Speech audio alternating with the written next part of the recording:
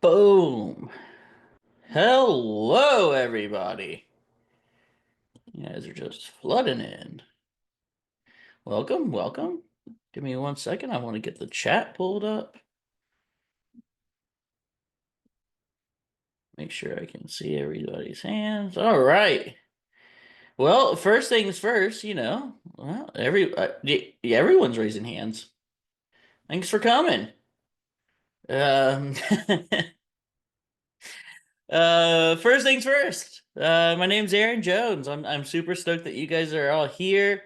Um, Go ahead and raise your hands again if you can see my PowerPoint slide. Let me just get okay. All right. Okay. Boom. Max, you were first, just in case you were curious. It's Max plus everyone else who raised their hands, so you're good to go. Uh, Thanks everyone for spending your Tuesday evening with me. For those who aren't East Coasters, thank you for spending your Tuesday afternoon with me. We got a pretty cool series coming up where we're doing a lot of like electric vehicle stuff and we're doing it more broad instead of brand specific. So really trying to see what you guys like. I hope you guys enjoy this. DC converters are incredibly important to an electric vehicle's function. Like it is pretty much a life or death for an electric vehicle. Um, can't see my PowerPoint, only me. Well, that's not good. You guys don't want to stare at me the whole time. What about now?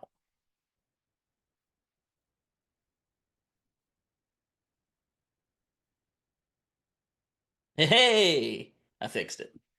Not only am I good at cars, I'm also good with tech. So, um, we've got some good stuff in the pipelines for you guys, and um, speaking of good stuff we have in the pipelines, might as well go ahead and get this whole shebang started. We've got a Hyundai and Kia webinar coming up real soon, as in next Tuesday, October 7th. I'm gonna go ahead and tell you, Christian, who teaches this class, he is a fantastic guy. He's super knowledgeable. Literally ripped him out of a shop to get him to come and help us and work with us. And I mean, he's just not only is he funny, but he's super knowledgeable. You guys will really enjoy your time with him. I can personally say I peer reviewed this course, so I think you guys are going to learn a lot because I know that I did, and I don't have any experience with IKEA, um, other than what I've had to do.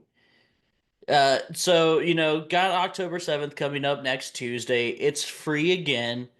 If it's not for you, share it for who it could be. Give it to your friends, give it to your neighbors, give it to your coworkers. Um, Christian's kind of new to the teaching, so I like to get him a full crowd. And then when it comes to me, I'm kind of curious about what you guys are interested in. Now, Brandon, who is with me here, he kind of asks me, "What do you want to teach?" And I make these things up and I make these PowerPoints, but what I'm looking for is what you guys want to learn. So we could go back to being brand specific, we could go Mach-E thermal systems, Mach-E charging, we could go Bolt chargers. We could go EV Blazer, Kia EV6. Like there's a bunch of multiple opportunities that we have to learn about dealer specific or brand specific items.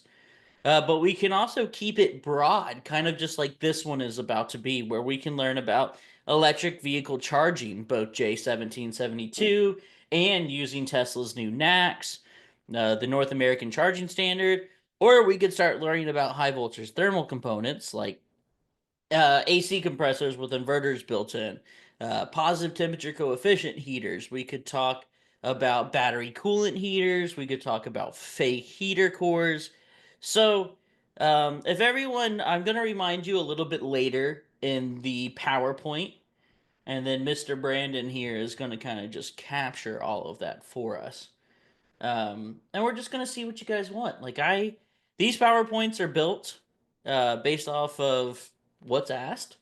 So if you guys say you want to learn about something, we'll build a brand new webinar just for you guys. So that being said, let's talk about what you guys are coming in for today.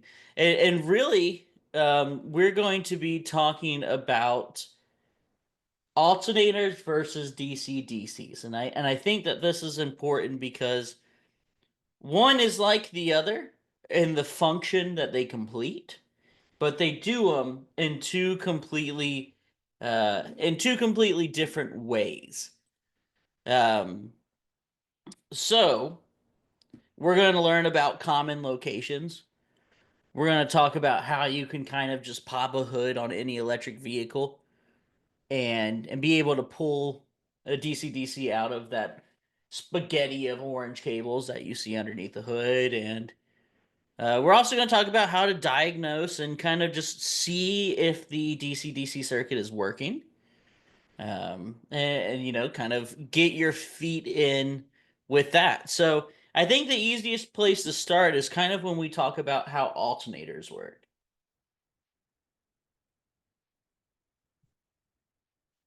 I mean, alternators are just the very crux of it's an electric engine.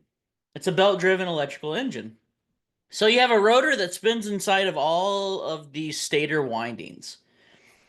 And with the belt-driven process, this is getting driven at whatever RPM the vehicle is running. So when we spin this source, we create AC current. And the problem is that AC current isn't something that we need to utilize in our low voltage system. So we put a couple of diodes in there, and diodes they're like turnstiles. They allow electrons to pass through, but they can't come back. So we're creating this alternating current, and we have it going all the way through, and then we're just like, oh, this is kind of dirty, like this isn't the greatest thing I've ever seen.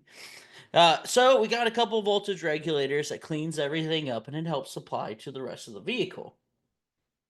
Now, I want you to take the concept of what the alternator does, not the theory of how it works, but just the concept, because when we look at DC-DC converters, we are using high voltage to then go on and supply our low voltage. Oh, Dave Hobbs. Wishing I didn't know you were in here. Now I'm all nervous. Dave Hobbs is a great instructor, and I would take any class he holds. But back to the DC-DC converters. So when we look at kind of like your high voltage spread out, like where your cabling is running, your high voltage is running directly to the DC-DC converter, because we need to take this 350 volt system, 400, 800, whatever system you are utilizing, whatever brand, and we need to make it regulate to about 14.5 volts.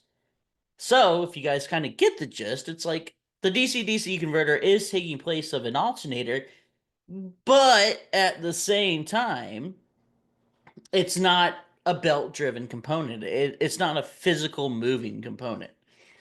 The way a DC-DC converter works is by utilizing something called a buck converter.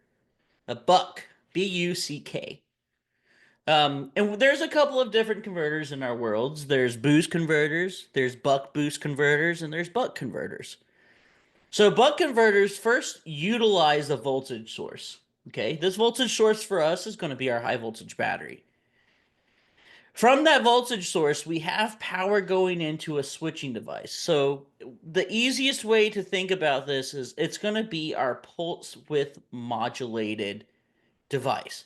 It's going to be our PWM. It's going to be our open and close. And the reason that we need that open and close is because we've got to figure out the perfect duty cycle to break that 250 volts, which is usually what goes into DC-DC converters.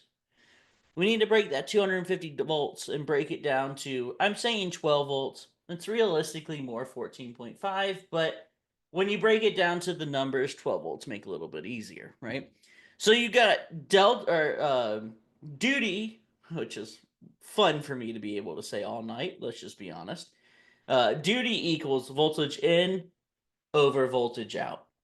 So we're looking at a duty of about 0.048, which means that this DC to DC converter is going to have to run on a 4.8% duty cycle with that switching device. And this is what happens with that switching device. So if you see, where's my laser pointer? There it is. So what you see up here, we first got that 250, right? And then for, what is it? 95.2% of the time, we're closed. So from this point right here to this point right here is a drop from 250 to averaging around 12 volts. And then we duty cycle back on, 250. And this is where we need our load. So our load kicks in because you can't just send current and expect it to do something without something to do it with. Now, you may say, like, okay, so open, close, open, close. I must be feeding. I'm feeding this power. Okay, now you have alternator power. Now you don't. Now you do. Now you don't. Now you do.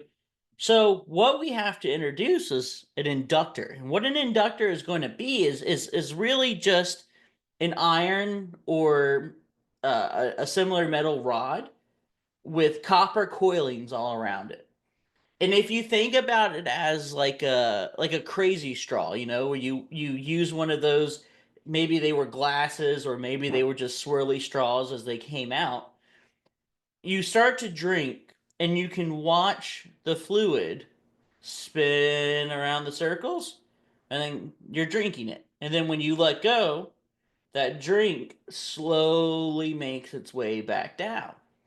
And that's kind of what we see as an inductor. It gives us the ability to kind of average out that movement, that switching device that we're going to be using. Jason asks, what is used for a switching device? It could be a transistor. It really could be anything, a MOSFET, whatever they're going to use to just kind of switch power on and off. It's built into the circuit. So with us being able to kind of get like a very clean, very average amount of DC voltage running, we run into one little issue. Um, we should start here. I forgot to switch these slides, so don't tell Brandon, my boss. We run into one little issue. We run into negative electrons coming back out of the inductor back to the switching device. All right, so this is kind of a no man's land for current flow at that point. So we put in a diode. That arrow should be pointing in the other direction, but we allow for more power for all of that negative electrons to come in, run down here, and then run back to the negative of the voltage source so that we are not piling on a separate AC current on top of what the switching device is bringing in. Now, when we looked at what the inductor does, we kind of have to turn around and understand that we still need some kind of storage. Like, the inductor is great for making sure that there's not ripples or waves in the current that we are producing, but a capacitor is really good at allowing for us to charge and to slowly discharge at a voltage that maintains without any disruptions.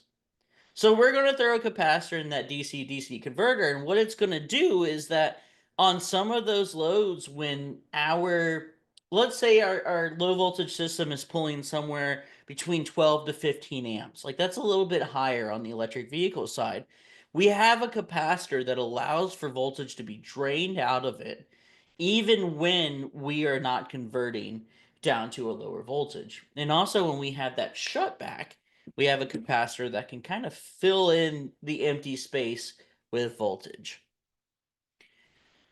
Are the MOSFETs physically large packages? I've never seen on that can handle high voltages. Jason, I would be lying to you if I told you I knew the answer to that.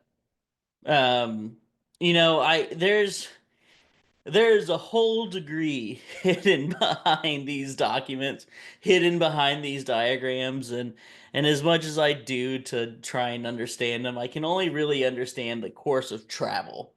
I don't understand the why, but I understand the where. So, I hope that, I mean, that doesn't answer your question, but makes you feel better. All right. So, there's a couple of different converters that we may see in EVs. You've got the AC to DC, which is the vehicle's charger. So this is where we see the vehicle using. It's called a boost buck. It's a three-phase boost buck, where it takes AC power in from a level one, level two charger. It is able to use diodes to straighten it out. They have some pre-charge reluctors down here that can kind of help boost the voltage up a smidge and get to the battery close to the prime voltage as it needs to be. Now, on the other side, if we flip it around, we have the DC to AC converters. This is where we see vehicles like, the F-150 Lightning, the Rivian R1T, the Rivian R1S, the Tesla Cybertruck. Even the Toyota Prius Prime, utilizing 120 volt outlets. This is also the same type of inverter that you would see in like AC compressors, because AC compressors take in DC voltage, but more than likely they're going to be a three-phase scroll compressor, so they're going to need inverting. See, Jason, I caught myself right there at the end. DC to AC is inverting. All right, so what we need to realize is how can we really spot DC DCs? And the nice thing about electric vehicles is if you understand the few parts that a DC DC converter needs, you can very easily pick it out. So let's start. This is out of this is the GM power distribution module, 14 volt power module, whatever they're calling it on that day. So this would be coming out of like the Cadillac Lyric, the Chevy EV Blazer, the Chevy EV Silverado, the GMC EV Sierra.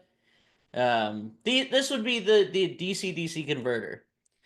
Um, so the first step is going to be that it's going to need a high voltage connector, right? We need to bring input power into the system, or we have nothing to convert. Let me get rid of this laser pointer. You guys don't need it anymore. All right, next up, we need somewhere for that converted energy to go. More than likely, on a DC-DC converter, they will be case grounded and they will just have a positive outlet.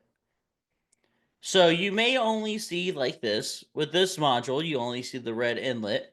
But if you look down here, let me take my laser pointer as soon as I put it up. You're going to have a ground outlet over here too, or ground eyelet, excuse me. And this is just going to chassis ground to something real quick. With this GM power distribution inverter, converter, it is usually located right on top of the battery. So as you drop the battery, you can just ground this directly to the chassis. There's no biggie from there. The other thing is, when we look at how hard these DC-DCs have to work, we are going to need a coolant inlet and a coolant outlet. Um, Sometimes they're slate cooled, where it's just coolant directly underneath the the printed circuit board, and sometimes they're case cooled, where the coolant just flows on the outer and inner edges of the case, never actually physically touching the printed circuit board, but it is still cooling at a much larger apparatus. So that's GM, right? So let's look at the Ford Mach-E, and this is almost exactly the same as the Lightning. Guess what? High voltage in. We got to have something to convert. We have our power out. So this is going to go to the rest of the vehicle to just power our low voltage systems. And then we have coolant inlet, coolant outlet. For those who don't know who I am I'm a big Tesla guy. I am the Tesla support master technician for Opus. I'm the Tesla trainer for Opus. So I'm stepping out a little bit and doing other brands, but we always can go back to my roots. You got a Gen 2 DC-DC here, all right? This is going to sit on the firewall of a Model S. You've got high voltage in. This should be labeled orange. This is how I can tell this is a remanufactured unit, because this should be orange. Then you have power out. And then right next to that, if you're looking, you do still have a ground stud. So like I said, this is just going to go right to a chassis ground strap, something along those lines. Then you've got a coolant inlet and a coolant outlet. Last up, we're going to run with Toyota BZ4X. BZ4X. Crazy name. Crazy. But I feel like you guys can understand where we're kind of going with this already. You've got a high voltage inlet, a low voltage outlet, and then you've got coolant in, and you got coolant out. This is really all you need. I mean, if we look at all these DC-DC converters, right? It's nothing astounding. It's high voltage in, low voltage out. Because of the heat that this will produce, we need to make sure that we cool the system. And of course, you're going to have a logic connector somewhere in this system that communicates to either the battery management system, the BMS, or to like the low voltage central gateway or the SODMC or whatever the brand is calling it. This is going to communicate back current in, current out, voltage in, voltage out, temp in, temp out. You know, it's going to look at the duty cycle. It's going to try and figure out what all this vehicle needs. Bum bum, bum bum, bum bum, bum bum. Yeah, Tesla had three DC-DCs. The first one they used, they really utilized it more as a high voltage junction block. Just kind of produce the high voltage for other components. And then on the other side of it, they utilized it as a DC-DC. All right. Bum, bum, bum. Bum, bum. All right. So now we're going to go over a couple of DC-DC locations. Now, this is a very generic written up bullet point, right? But in my experience, I am pretty confident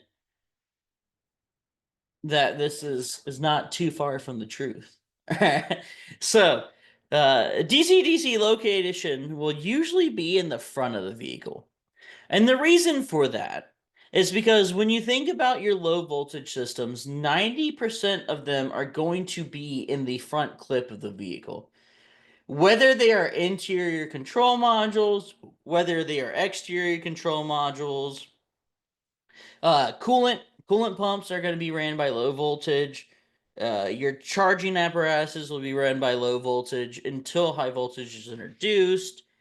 Your navigation, all of your infotainment, all of these items are ran off of a low voltage system.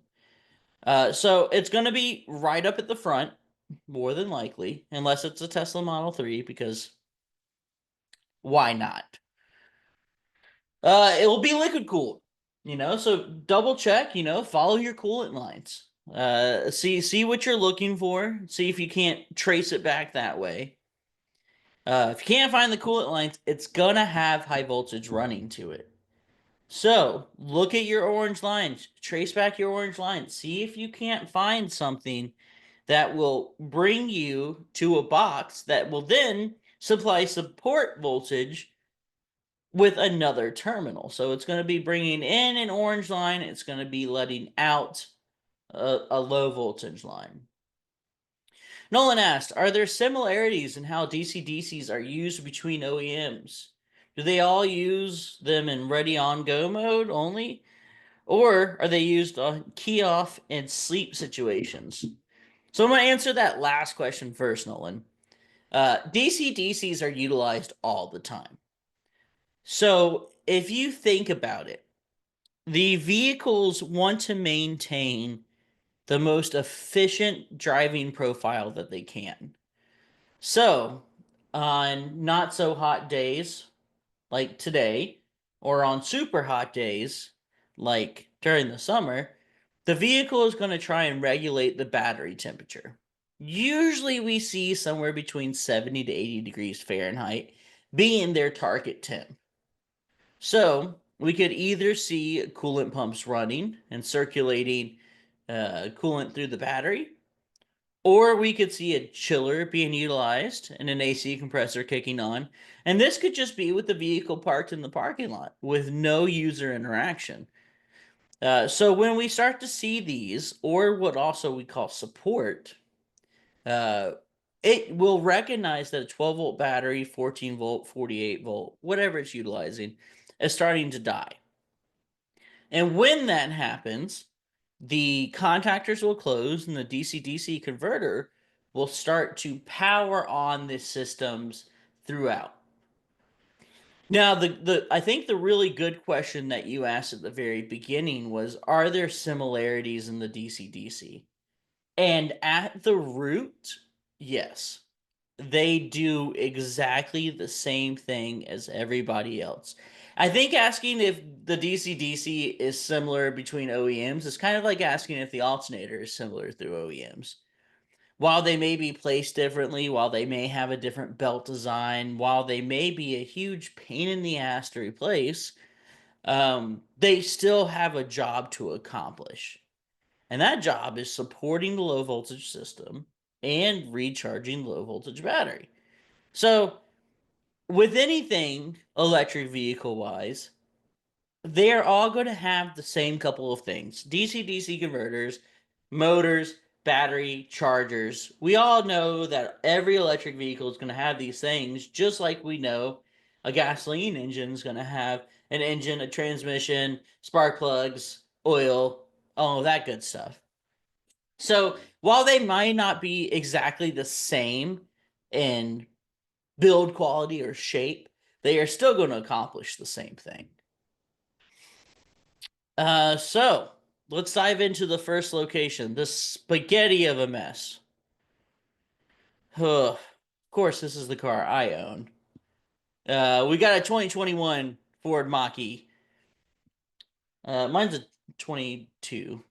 Uh, not that it, not that it matters. It's gonna be located on the passenger side underneath the hood, so it's really hard to see in there. But let me show you with my laser pointer. You see your battery positive? You got a line that follows down, goes over here, goes right here, snakes up, and goes right there. Right? So, if you kind of understand, you know that we are feeding support to the 12-volt battery. So, if we look, we have a conduit, we have a harness that is feeding directly into that 12-volt battery.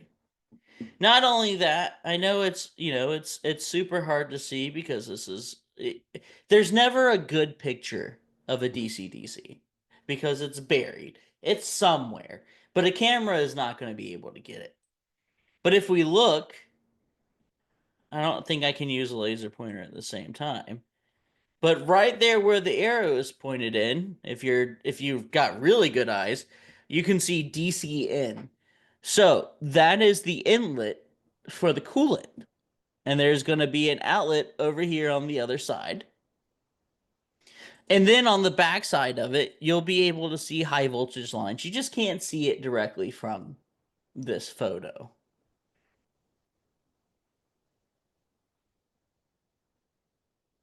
For your information, Delphi made a DC-DC we called an APM, accessory power module, that we sold to GM, Stellantis, and BMW. All modules are pretty close in design and function. Yeah, no, I mean an APM, that's still some manufacturers' abbreviation and some manufacturers' terms when they come to DC-DC converters. GM uses power distribution module. Um, Stellantis uses APM. Kia uses power converter module. Tesla uses DC-DC. So of course, until SAE can really get their hands on the electric vehicle market, we're going to call it about 75 different things. But at the end of the day, it's your EV alternator. Like I mean, I really don't have a better way to put it than that. Get rid of this.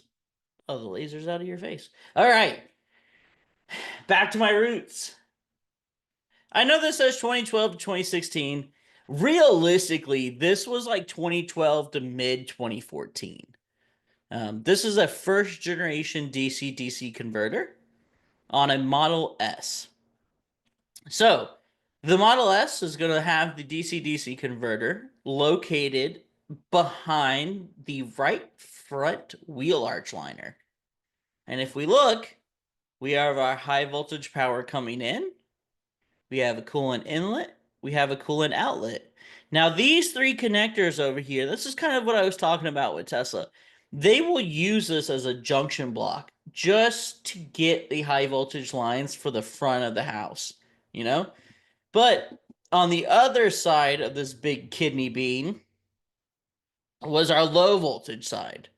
So you had a signal wire right here that did all the communications with low voltage systems. And then you had the low voltage positive that was sent back up, and it actually went directly to a fuse panel, to three different fuse panels. Powered the fuses, powered the vehicle, and it went on its way. This ground, even though you can't see it, it goes directly to a chassis ground on the passenger side subframe. Now, after they realized they didn't have to do all of this, they have a second generation DC-DC. Oh, sorry, I thought I had another picture of it. It's located right over here. So they have a junction block, which is on your left-hand side, and then they have a DC-DC converter on your right-hand side. So they kind of figured out that they can just make another module and make this one work. Now, for those at home who have to deal with this, I don't because I work in an office now. This is the battery right here, right?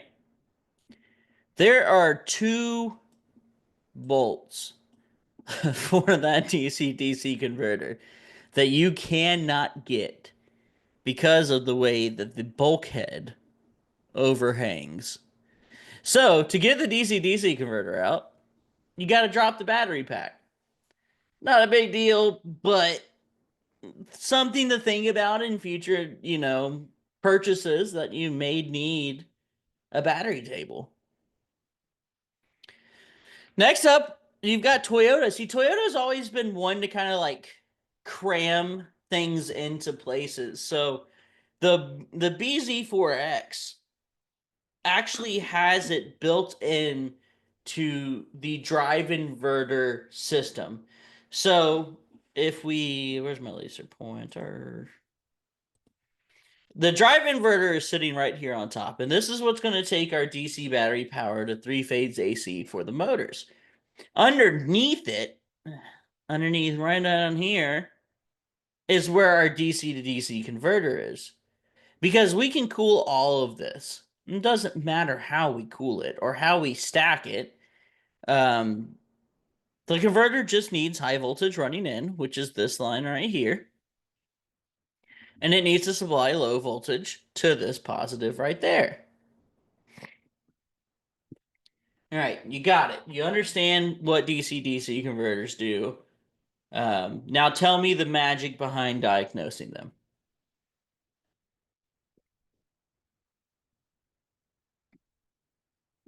There's no crazy magic. Imagine you were diagnosing an alternator. It's really not any more complicated than that. Diagnosing the DC-DC system, but first, can we talk about this picture real quick? How are we getting negative 13.02? I am confusion. I don't know what kind of meter this is. Do they have the no? They don't. Do they have a ground swap? I don't know. How do they have it? But oh, it is jump backwards, isn't it? So they've got the leads on the negative side. Oh. See, this is why I'm just testing you guys. I'm making sure that you're still paying attention. You know, 7:36 my time. Who knows if you guys are sleeping or making dinner? But let's talk about diagnosing an alternator, right? You got voltage coming in. You put your probes to a battery. You see over 14, right? Oh, Roberto's on the West Coast. It's not dinner time. You're not even off work yet. Either way, we want to see 14 something, right? We have positive voltage coming from the alternator, something over 14 DC. The great thing is, when we have a DC-DC converter, it grounds itself and it sends power to the rest of the system, so we should be seeing something along 14 volts. It's nothing crazy, everyone. You know, when we talk about electric vehicles, they do the same exact thing that regular cars do. We just do it a little bit differently. All right? Positive voltage from the alternator. 14 volts DC.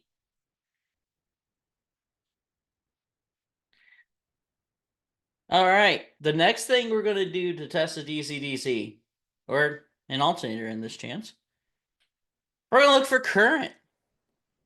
Now, with an alternator, we're looking for positive current into the battery, right?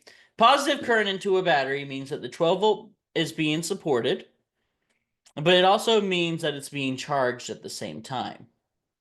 It's the same case with the DC-DC. So now when you are looking at if there is an issue with the DC-DC converter, you can very quickly throw an amp clamp on the negative side of that 12 volt battery, and you can see whether or not you are pulling current.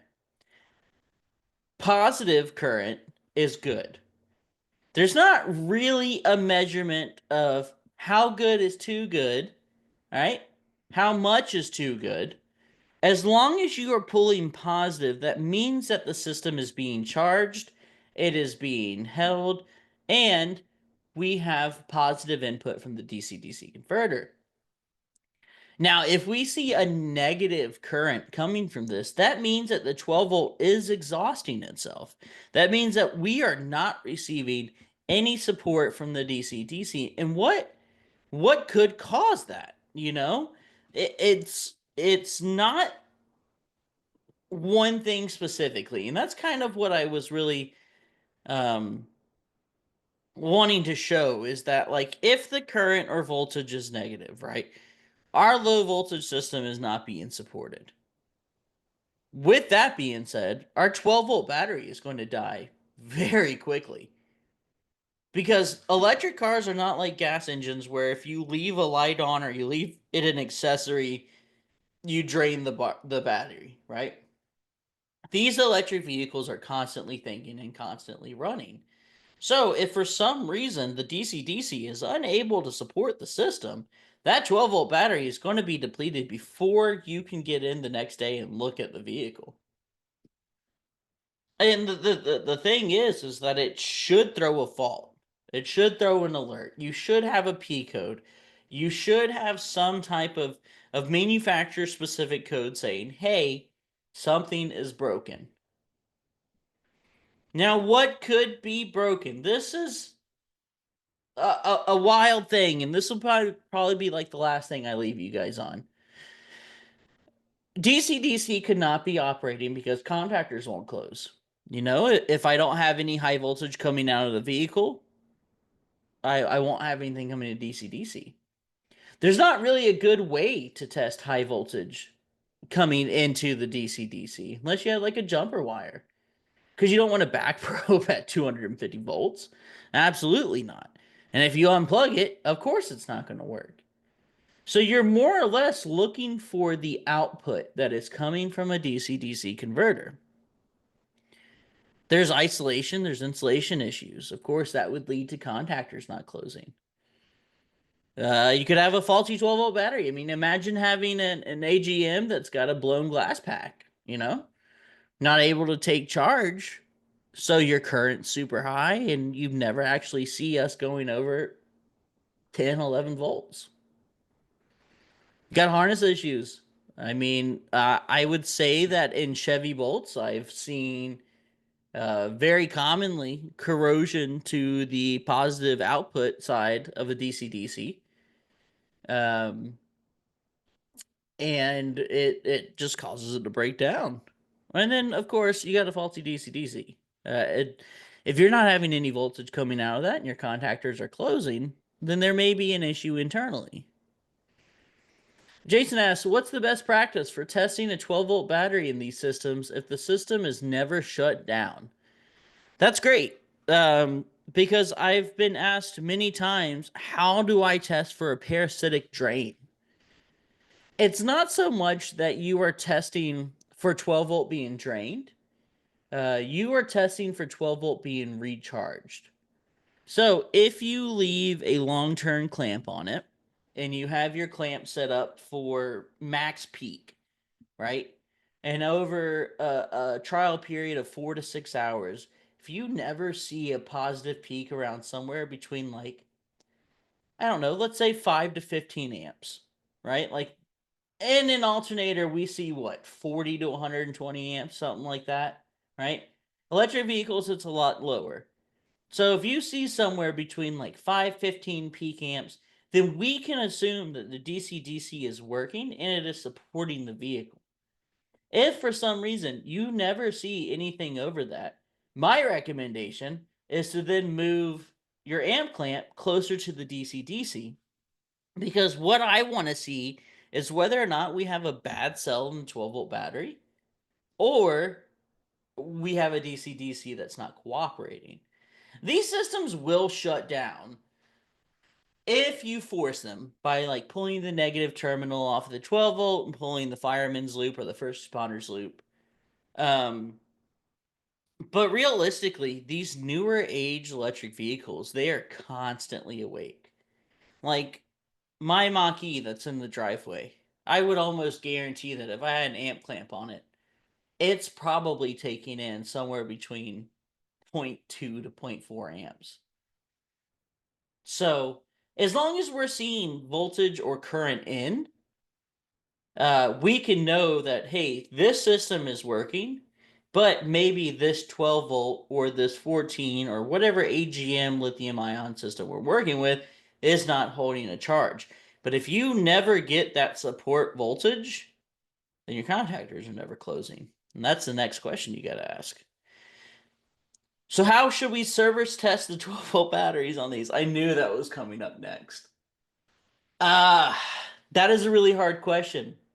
Because at the end of the day, you got to think about what the 12 volt's doing. It doesn't matter how many cold cranking amps you have. You're not cranking anything. Realistically, the best way to test a 12 volt battery is you can use a carbon tester. Try and drain it down and see if you fall somewhere between 12.4, 12.5. But all of these Medtronic testers that test just for CCA, they're never going to give you an accurate test. What you want to see is the carbon pile test where it shows, hey, after, you know, uh 40 amps of current sent to the battery, we're at 12.2. Yes, out of the system. Thank you for asking that, Jason. You definitely want to test these 12-volt batteries out of the system because if not, the intelligent battery sensor and the battery management sensor may recognize that there's a fault in the low voltage system. It's going to close contactors and it's going to try and provide you as much power as you can.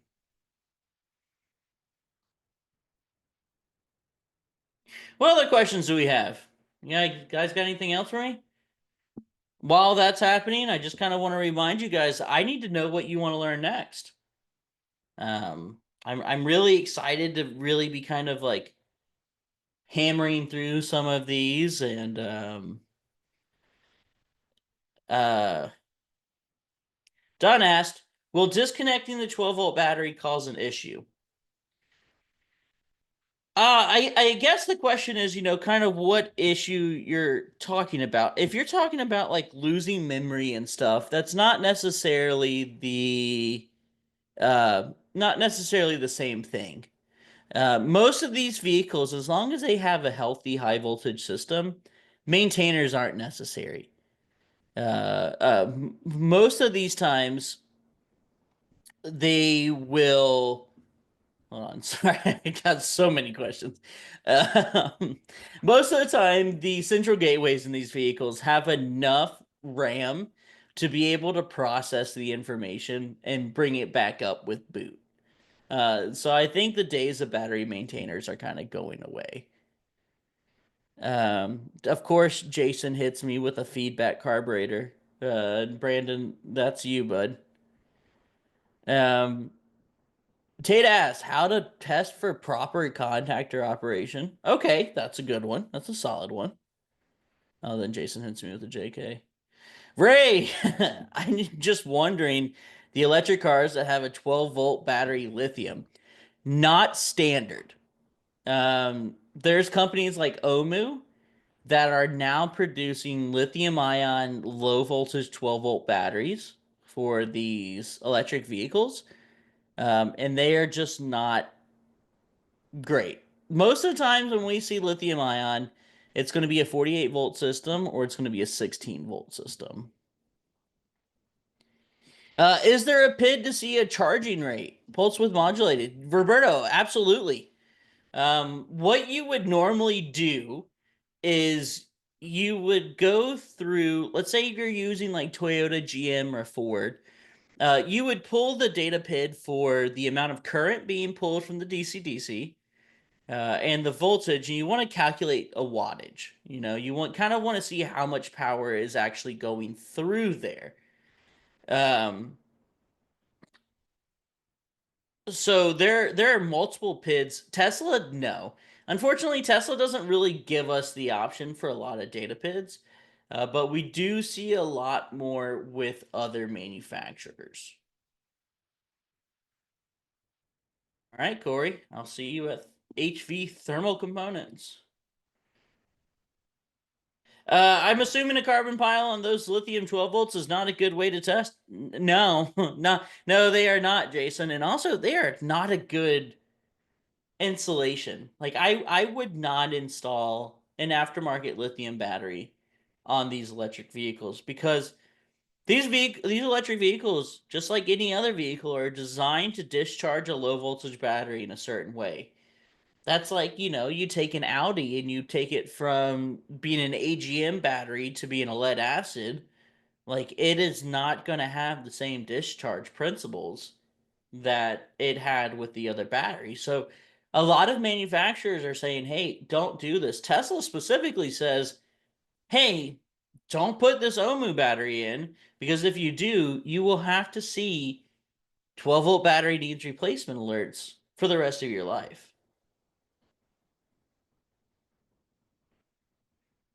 Yeah, Porsche and Ferrari. Well, you are working on much cooler things than I am. They do. I do know that they utilize a 12-volt lithium ion. How do we test the low voltage batteries at Tesla? The honest answer is we wait for an alert that says 12-volt battery needs replacement. As an aftermarket technician, I carbon pile test it, and I also have them disconnect the first responders loop so that there is no contact or intervention, and I just see how long it takes to get below 12 volts. Usually 30 minutes is my threshold. If you unplug that first responders loop, contactors can't shut, DC can't operate.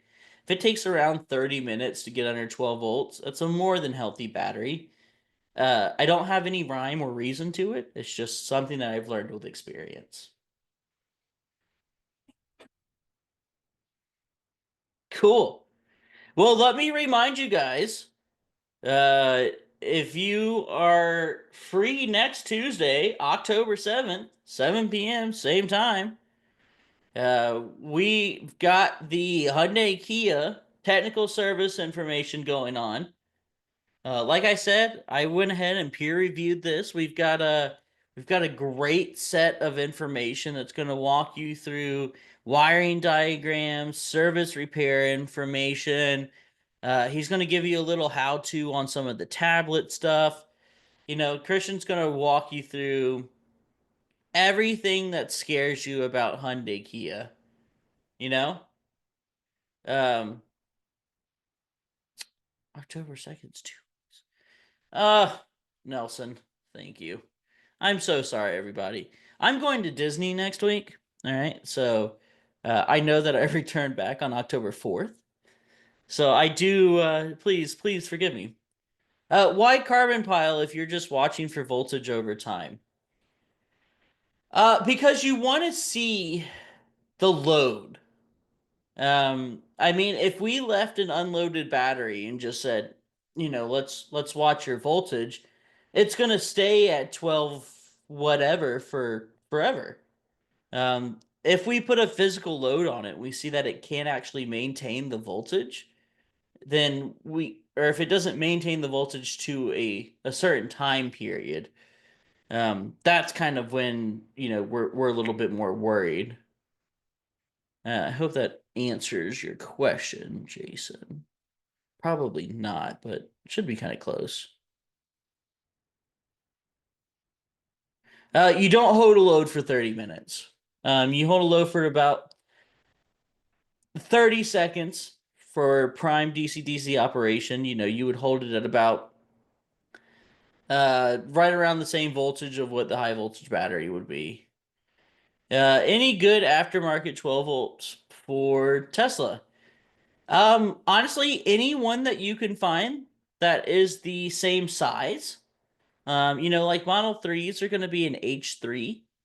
So if you can find one that's kind of near the same size and it's not a different chemistry, they all work pretty great. So, with that being said, everybody, we've got, a QR code if you're interested in a couple more of our products, our services, just let us know. And thank you guys all for coming out. If you have any more questions, hit this QR code. The emails get sent directly to me. And we'll kind of go from there. Oh, I got a few more questions. Let's see. The newer Teslas use low capacity 12-volt batteries. I assume you don't test those the same way.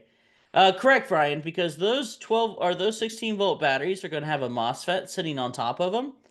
And depending on how you test them, if you test them outside of Tesla's specific way, you could cause that MOSFET to operate in a way that's not really the same.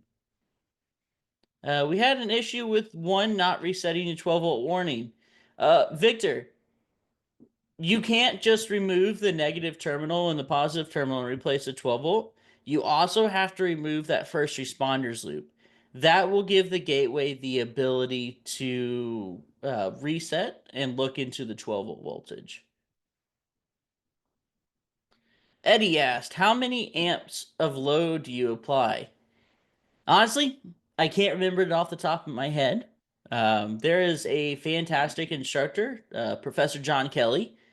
He has multiple YouTube videos. He would probably have that correct answer for you. Thanks, Brett. Thanks, Dave. Thanks, Don. Also, Dave, don't only reach out to Brandon Matthews. I also would like to touch base.